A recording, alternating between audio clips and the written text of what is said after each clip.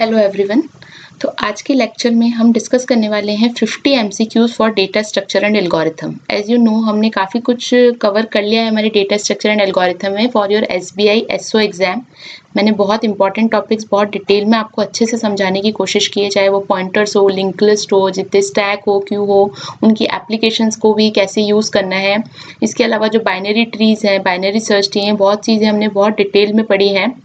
अब थोड़ा सा टाइम ये है कि हमने जितना कुछ पढ़ा है हमें उसको टेस्ट करना है कि वो जो जितना भी हमने पढ़ा है उसमें हमें कितनी चीजें समझ में आ रही है और हम कितनी क्विकली किसी भी क्वेश्चन का आंसर कर पा रहे हैं। तो उसी के लिए ही आज मैंने ये 50 एमसीक्यूज के लिए एक वीडियो बनाया है, जिसके अंदर हम जितना भी टॉपिक्स अभी तक हमने पढ़े हैं उससे रिलेटेड क्वेश्चंस या कुछ क्वेश्चंस जैसे एग्जाम के अंदर आउट ऑफ द बॉक्स आ जाते हैं, वो क्वेश्चंस भी मैंने इसके अंदर मेंशन करे हैं, ताकि अगर उस तरीके का कोई क्वेश्चन आए या वो ही क्वेश्चन सपोज आ जाए तो आप इजीली उसका आंसर कर पाए। तो this is you can say the part 1, ठीक है ना। इस एमसीक्यू सीरीज का ये फर्स्ट पार्ट है। अगर इस वीडियो पे मुझे अच्छा रिस्पांस मिलता है तो मैं एक और पार्ट लेके आऊंगी इसका, जिसके अंदर हम और 50 एमसीक्यूज डिस्कस करेंगे, ताकि क्या है डेटा स्ट्रक्चर के काफी सारे क्वेश्चंस हम एक लार्ज नंबर्स क्वेश्चंस जो हैं वो कवर कर पाएं, ताकि उससे रिलेटेड कुछ भी क्वेश्चंस आते हैं तो हम इजीली उनको वहां पे अटेम्प्ट कर पाएं। तो ये पार्ट 1 है। आप ज्यादा से ज्यादा वीडियो को लाइक कीजिएगा। जितना अच्छा रिस्पांस मुझे अगर मिलता है इस पे तो आई फील कि हाँ क्वेश्चंस के लिए बच्चों को ये हेल्पफुल लग रहा है वीडियो, तो मैं एक और इसका पार्ट लेके आऊंगी, पार्ट 2, जिसमें भी मैं अगेन 50 एमसीक्यूज डिस्कस करूंगी। तो स्टार्ट करते हैं बिना समय गवाए फर्स्ट क्वेश्चन से। What is the data structure? तो डेटा स्ट्रक्चर की यहाँ पे सिंपली डेफिनेशन पूछी गई है। तो डेटा स्ट्रक्चर क्या होता है? It is a way to store and organize the data. So option C is the correct answer. Next देखिए, which of the following is not the application of stack? क्या है? Data transfer between two asynchronous process. तो देखो ये किसकी होती है application? आपकी क्यू की होती है। तो देखो फर्स्ट ही जो है इसकी एप्लीकेशन नहीं है, जबकि देखो कंपाइलर, सिंटैक्स एनालाइजर इसकी एप्लीकेशन होती है, ट्रैकिंग ऑफ लोकल वेरिएबल्स भी होती है, एंड पैरेंथेसिस बैलेंसिंग प्रोग्राम भी होता है। तो ये तीनों तो इसकी एप्लीकेशन है, बट ए जो है इसकी एप्लीकेशन नहीं है। Which data structure is needed to convert infix notation to postfix notation? तो ये हमने किसकी एप्लीकेशन देखी थी? स्टैक की देखी थी। हमने इसकी 4 एप्लीकेशंस पढ़ी थी, बहुत मेजर एप्लीकेशंस। उसमें हमने एक एप्लीकेशन इसकी ये भी देखी थी कि इनफिक्स टू पोस्टफिक्स कन्वर्ट करने में हमको स्टैक यूज आता है। तो इसका आंसर क्या हो जाएगा? Option C. नेक्स्ट क्वेश्चन देखिए, what is the value of the postfix expression? तो देखो ये भी आपकी स्टैक की ही एक एप्लीकेशन होती है, जिसमें आप पोस्टफिक्स एक्सप्रेशन को इवैल्यूएट कर सकते हो। तो कैसे करना है? जो भी ऑपरेंड्स आ रहे हैं उनको आप पहले स्टैक में पुश करते जाओ। 6 3 2 4 तक आ गए। अब क्या आया? फर्स्ट ऑपरेटर आया, तो दो ऑपरेंड्स जो होंगे वो पॉप होंगे। फर्स्ट वाला जो है वो राइट साइड में जाएगा, सेकंड वाला लेफ्ट साइड में जाएगा। इसको आप कैलकुलेट करोगे तो कितना आ जाएगा? 6, और ये 6 वापस से स्टैक में पुश हो जाएगा। तो क्या हो गया? 6 3 6। अब क्या आया? माइनस। तो अगेन आपको दो वैल्यूज पॉप करनी है, तो फर्स्ट वाला राइट साइड में जाएगा और सेकंड वाला लेफ्ट साइड में जाएगा। तो 3 माइनस 6 कितना होता है? -3। तो यहाँ आ जाएगा 6 एंड -3। अब एक और लास्ट आपका ऑपरेटर बचता है मल्टीप्लाई। तो ये दो ऑपरेंड आपके पॉप होंगे, तो -3 तो यहाँ पे आ जाएगा और 6 यहाँ पे आ जाएगा लेफ्ट साइड में। तो 6 इंटू -3 करेंगे तो कितना आंसर आएगा? -18। और ये किस में आ जाएगा? आपका स्टैक के अंदर पुश हो जाएगा। तो आपका आंसर कितना आ रहा है? -18। So option B is the correct answer. Okay, next देखिए, what data structure would you most likely see in non recursive implementation of a recursive algorithm? तो कौन सा आपका होता है स्ट्रक्चर? आप कौन सा डेटा स्ट्रक्चर यूज करते हो? स्टैक डेटा स्ट्रक्चर यूज करते हो। Which of the following statement about stack data structure is not correct? Top of the stack always contain the new node। तो ये बात तो सही है, जब भी कोई नई वैल्यू आती है वो टॉप ऑफ द स्टैक पे इंसर्ट होती है। Stack is the FIFO data structure, ये गलत है। स्टैक क्या है? लास्ट इन फर्स्ट आउट, या फिर क्या बोल सकते हैं? First in last out. FIFO data structure तो कौन सा है? आपका क्यू है। तो ये ऑप्शन आपका हो जाता है गलत। नेक्स्ट देखिए, the data structure required for breadth first search on a graph. तो ब्रेड्थ फर्स्ट ट्रैवर्सल के लिए जो आपका डेटा स्ट्रक्चर यूज होता है ना, वो आपका यूज होता है stack. Sorry, breadth first search के लिए तो यूज होता है क्यू, और डेप्थ फर्स्ट सर्च के लिए जो है वो यूज होता है आपका स्टैक। ये ध्यान रखिएगा, ठीक है। ये कभी बार पूछ लेते हैं। तो देखो ब्रेड्थ फर्स्ट सर्च है उसका क्यू होता है, और डेप्थ फर्स्ट सर्च का होता है स्टैक। अगर आपको बहुत अच्छे से एक्सप्लेन सब कुछ समझ में आता है तो इट इज गुड। अगर आपको याद करने का तरीका रखना है तो बस इस तरीके से याद रख लीजिए। ब्रेड्थ फर्स्ट सर्च है, मैंने इसको जब मेरे बीटेक टाइम में याद किया था तो मैंने इसको इस तरीके से याद किया था दैट ब्रेड्थ फर्स्ट ट्रैवर्सल के लिए कौन सा डेटा स्ट्रक्चर होता है? क्यू। क्यू क्यों होता है? क्योंकि हम जाते हैं डिनर के लिए बारबेक्यू नेशन, ठीक है। तो breadth first search, B stands for BFS and queue stands for your queue data structure. Next देखिए द प्रीफिक्स फॉर्म ऑफ, एक एक्सप्रेशन दे रखा है उसका प्रीफिक्स फॉर्म निकालना है, तो आपको यहाँ पे क्या मेन पता होना चाहिए, तो प्रायोरिटी पता होनी चाहिए यानी कि प्रेसिडेंस पता होनी चाहिए ऑपरेटर्स की, और एक क्या पता होनी चाहिए इनकी एसोसिएटिविटी। ठीक है, तो यहाँ पे हम देखते हैं सबसे हाईएस्ट प्रेसिडेंस किसकी होती है, आपकी पावर वाले की होती है यानी कि दिस की। तो सबसे पहले क्या सॉल्व होगा, डी पावर ई, और हमें क्या निकालना है प्रीफिक्स, तो ये क्या हो जाएगा डी ई। इसके बाद मल्टीप्लाई सॉल्व होगा क्योंकि ब्रैकेट में है, तो मल्टीप्लाई सॉल्व होगा तो ये क्या हो जाएगा दिस वन।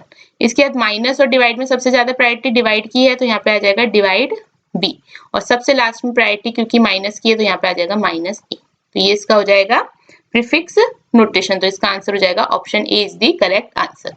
नेक्स्ट देखिए how strings are represented in memory in C, an array of characters. When a pop operation is called on an empty queue, what is the condition called? pop operation का मतलब क्या हो गया कि हम delete करना चाह रहे हैं किसी एलिमेंट को, किस में से, एक एम्प्टी क्यू में से अगर डिलीट करना चाह रहे हैं तो कोई एलिमेंट ही नहीं है तो आप उसको डिलीट क्या करेंगे, तो ये कंडीशन क्या हो जाती है आपकी अंडर फ्लो। जबकि अगर इसका उल्टा हो जाता है यानी कि अगर आपको कोई एलिमेंट इंसर्ट करना है और क्यू जो है वो कंप्लीटली फुल है तो उसमें कोई इंसर्ट पॉसिबल नहीं है, इंसर्शन पॉसिबल नहीं है, तो वो कंडीशन क्या कहलाती है आपकी ओवरफ्लो। नेक्स्ट देखिए which of the following data structure can be use to implement queue. ठीक है ना, स्टैक, एरे, लिंक लिस्ट। तो देखो स्टैक भी यूज कर सकते हो, एरे भी यूज कर सकते हो, लिंक लिस्ट भी यूज कर सकते हो, तो इसका आंसर क्या आ जाएगा all of the above. Next देखिए which of the following points are not true about the link list data structure when it is compared with an array. First देखो random access is not allowed in a typical implementation of link list, तो ये बात सही है क्योंकि इसके अंदर index का कोई कॉन्सेप्ट नहीं होता। Access of elements in link list takes less time than compared to array, तो ये बात जो है गलत है। एक्सेस टाइम जो होता है ना लिंक लिस्ट का ज्यादा होता है क्योंकि इंडेक्स नहीं है तो आपको किसी भी एलिमेंट तक जाने के लिए उस पॉइंटर के थ्रू आपको वहां तक एक्सेस करना होगा। तो लिंक लिस्ट के अंदर एक्सेस टाइम कम नहीं होता, ज्यादा होता है एज कंपेयर टू एरे। तो आंसर क्या हो जाएगा ऑप्शन बी, हमें नॉट ट्रू बताना था इसके अंदर। नेक्स्ट देखिए which data structure is based on last in first out principle, यानी कि लास्ट में इन हुआ है और सबसे पहले आउट होगा, यानी कि सबसे लास्ट में जो इंसर्ट हुआ है सबसे पहले डिलीट होगा, तो ये कौन सा है आपका ऑप्शन सी स्टैक। ठीक है, नेक्स्ट देखिए which of the following applications makes use of a circular link list. तो देखो सर्कुलर लिंक लिस्ट आपकी कहाँ पे यूज हो सकती है, जब आपको सीपीयू को रिसोर्सेस एलोकेट करने, ठीक है ना, जो सीपीयू है allocating CPU to the resources को अगर अलोकेट करना है तो वहां पे आप क्या यूज कर सकते हो, सर्कुलर लिंक लिस्ट को यूज कर सकते हो। नेक्स्ट बिट एरे क्या होता है, बिट एरे का मतलब ये हो गया कि ऐसा एरे या ऐसा डेटा स्ट्रक्चर जो कि क्या स्टोर करके रख रहा है, कॉम्पैक्टली किन को स्टोर करके रख रहा है, बिट्स को, तो इसका आंसर हो जाएगा ऑप्शन ए। नेक्स्ट देखिए which of the following is not the type of Q. तो देखो प्रायोरिटी क्यू हमने पढ़ी थी, सर्कुलर क्यू हमने पढ़ी थी, ऑर्डिनरी क्यू जो कि नॉर्मल क्यू होती है जिसमें फ्रंट से डिलीशन और रियर से इंसर्शन होता है, बट देखो सिंगल एंडेड क्यू कभी नहीं होती। क्यू हमेशा दो एंड्स उसके हमेशा होंगे, उसमें डबल एंडेड क्यू हो सकती है but single ended queue is not a type of a queue, तो इसका आंसर क्या हो जाएगा ऑप्शन सी। नेक्स्ट देखिए which of the following data structure can be use for parenthesis matching, यानी कि बैलेंस्ड पैरेंथेसिस है या नहीं ये चेक करने की एप्लीकेशन हमने किस में देखी थी, स्टैक में देखी थी, तो इसका आंसर हो जाएगा ऑप्शन डी। नेक्स्ट क्वेश्चन देखिए which algorithm is use in the top tree data structure. तो कौन सा यूज किया जाती है, कौन सी एल्गोरिथम यूज की जाती है, बेसिकली आपकी यूज की जाती है डिवाइड एंड कॉन्कर।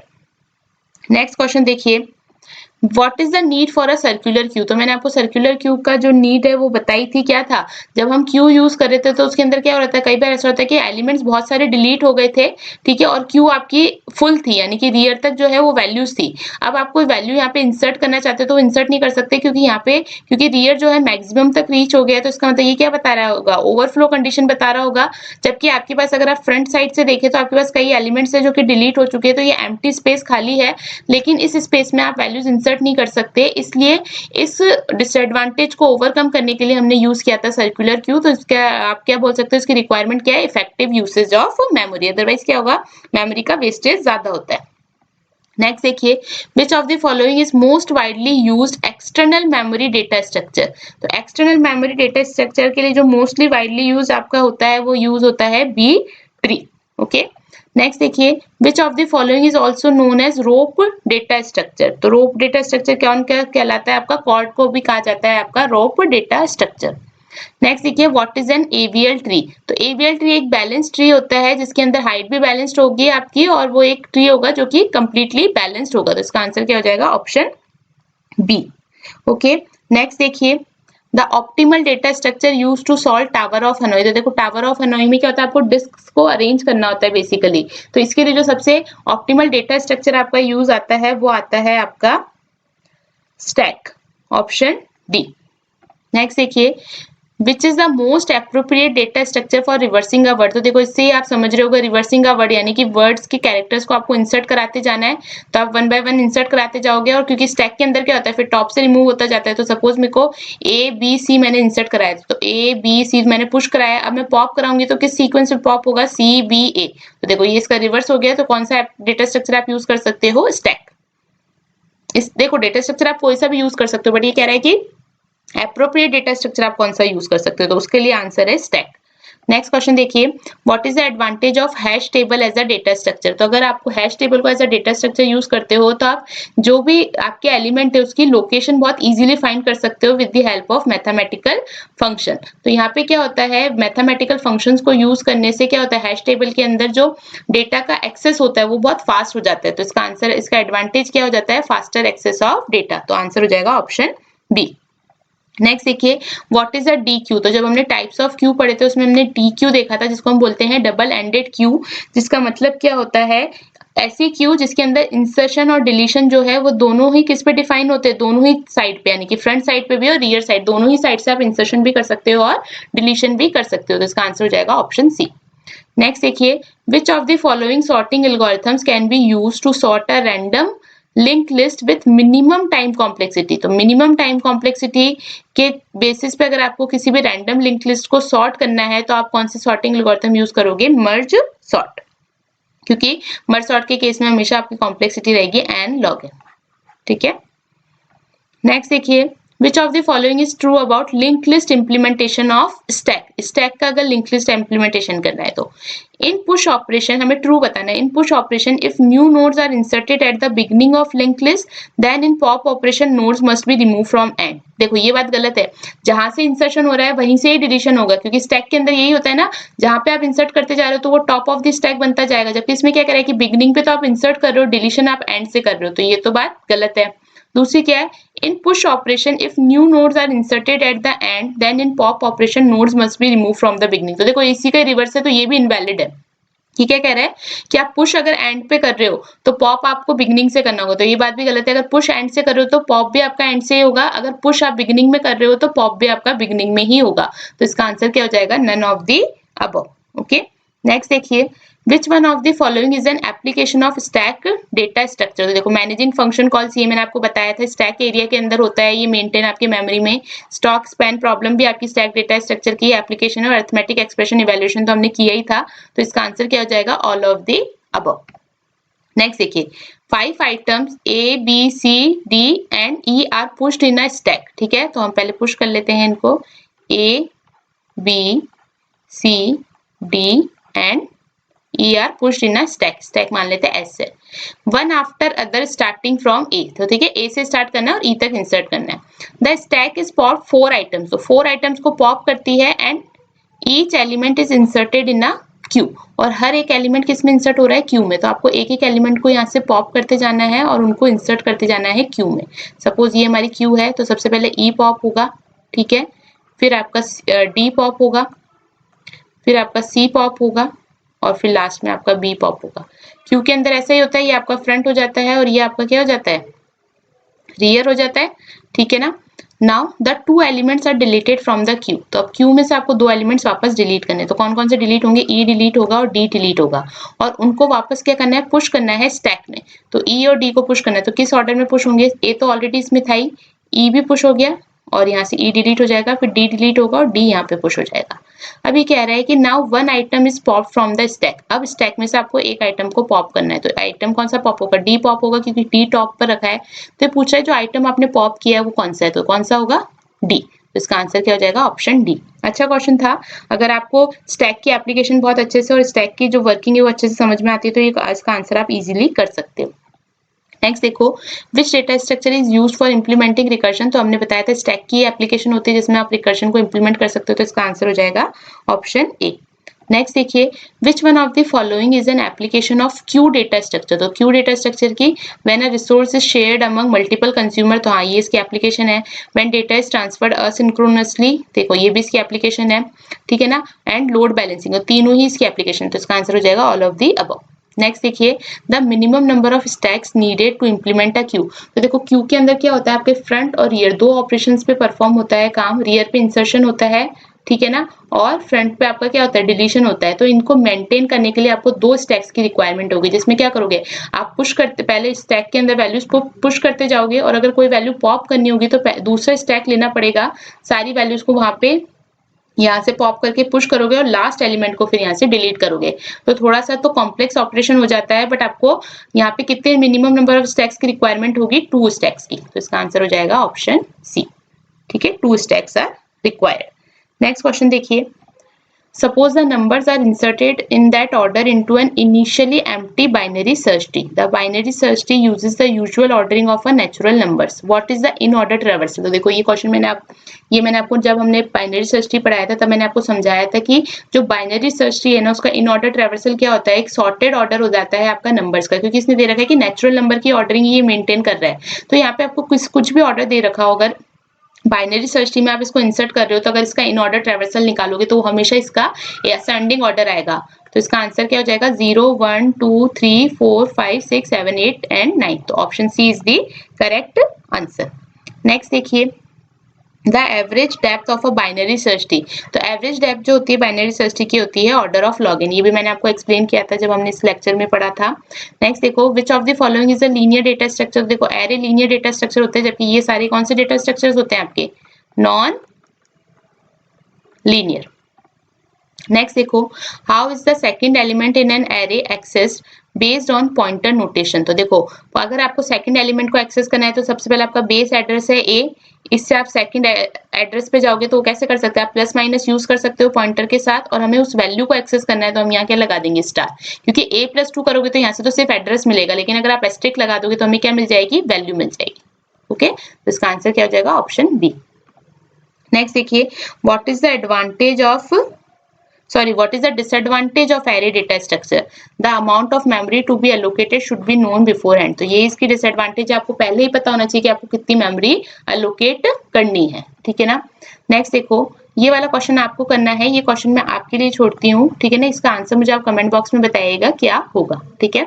नेक्स्ट देखिए, in the worst case the number of comparison needed to search a single link list of length n for a given element, यानी कि आपको सर्च करना है और आपको वर्स्ट केस में बताएं। तो वर्स्ट केस में क्या हो सकता है कि सपोज आपको या तो वो एलिमेंट मिले ही ना, और अगर एलिमेंट मिले तो सबसे लास्ट में मिले। तो उस केस में अगर n एलिमेंट्स हो गए तो आपको n एलिमेंट्स को कंपेयर करना पड़ेगा। तो पॉसिबल है कि या तो लास्ट एलिमेंट जो वो आपका सर्च आइटम वाला हो, या फिर वो एलिमेंट प्रेजेंट ही ना हो। तो उस केस में आपको n एलिमेंट्स तक एक्सेस करना पड़ेगा, इसलिए कॉम्प्लेक्सिटी कितनी हो जाएगी, ऑर्डर ऑफ n हो जाएगी वर्स्ट केस में। ओके, नेक्स्ट देखिए, let P be a singly linked list and let Q be the pointer to an intermediate node X in the list, ठीक है। What is the worst case time complexity of the best known algorithm to delete the node Q from the list? तो देखो अगर Q node को आपको delete करना है list में से, तो आपको कॉम्प्लेक्सिटी कितनी लगेगी यहाँ पे, ऑर्डर ऑफ n, क्योंकि आपको एक पॉइंटर की और रिक्वायरमेंट होगी, तभी आप क्या कर सकोगे, लिंक लिस्ट को मैनेज कर पाओगे डिलीट करने के लिए। मैंने आपको समझाया था जब हमने लिंक लिस्ट के ऑपरेशंस देखे थे। तो अगर आपने मेरा वो वाला वीडियो नहीं देखा है लिंक लिस्ट के डिलीशन वाला, तो प्लीज उसको देखिए, तो उसके बाद आप इस आंसर को समझ पाएंगे। नेक्स्ट देखिए, what is the worst case time complexity of inserting n elements into an empty linked list if the linked list needs to be maintained in a sorted order। तो इस केस में देखो आपको n elements को insert भी करना है और उनको सॉर्टेड ऑर्डर में भी रखना है, यानी कि आपको कंपैरिजंस भी करते जाने पड़ेंगे, ठीक है ना। तो जब लास्ट एलिमेंट आप करोगे तो उसको n-1 एलिमेंट से कंपेयर करना होगा। तो उस केस में कॉम्प्लेक्सिटी कितनी हो जाएगी, n-1 basically n² minus n। तो कितनी कॉम्प्लेक्सिटी आ जाएगी आपकी, worst case order of n²। तो आंसर क्या हो जाएगा, ऑप्शन सी। नेक्स्ट देखिए, what are the disadvantages of array. देखो index values of an array can be negative, ये कोई डिसएडवांटेज नहीं है। एलिमेंट्स आर सीक्वेंशियली एक्सेस, ये तो एडवांटेज है। Data structures like queue and stacks can not be implemented, ये गलत है, इंप्लीमेंट कर सकते हो। There are chances of wastage of memory space if elements are inserted in array are lesser than, ये बात सही है। अगर आपने 100 का स्पेस एलोकेट किया और सिर्फ 10 ही एलिमेंट्स को इंसर्ट कर रहे हो, तो आपके पास 90 का मेमोरी जो होगा वो वेस्टेज होगा। तो इसका आंसर हो जाएगा ऑप्शन डी। नेक्स्ट देखिए, the data structure required to check whether an expression contains the balance parenthesis. तो ये किसकी एप्लीकेशन होती है? स्टैक की होती है, तो आंसर हो जाएगा ऑप्शन बी।